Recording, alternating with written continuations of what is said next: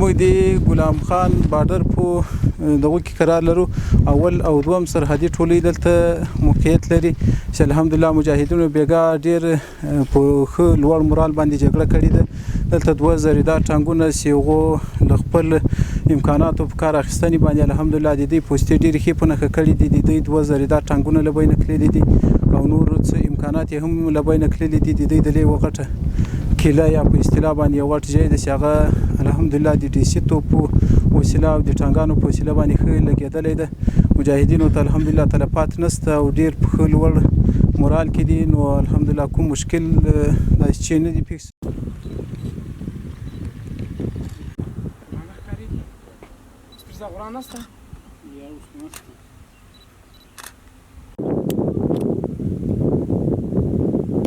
مجاهدینو خو انشاءالله تاسې هم وضعیت څارئ، کلکه دفاع یې کړې له خپلې خاورې او له خپل هیوادوالو نه او له خپل دین نه. انشاءالله دې دفاع ته به تیار یو، که د سر په بیه وي او که ټول پکې ضایع کېږو هم انشاءالله دې ته تیار یو چې هغه دښمن ته داسې جواب ورکړو چې هغه مو ټول وخت تاوانونه راته رسوي، ضرر راته رسوي او په سمو مسر نه سره خلاصېږي. که نو بده اراده مو هېڅ چاته نشته، خو که بیا څوک بد راسره کوي او هېواد ته سپکه ګوري یا دین ته ضرر رسوي، هغې ته بیا داسې ولاړ یو انشاءالله لکه د صحابه کرامو تاریخ به را ژوندی کوو. انشاءالله د ولس او د ټول افغانستان د خلکو په همکاري موږ د ټول ولس خدمت کوي، هېڅ تشویش د څوک نه.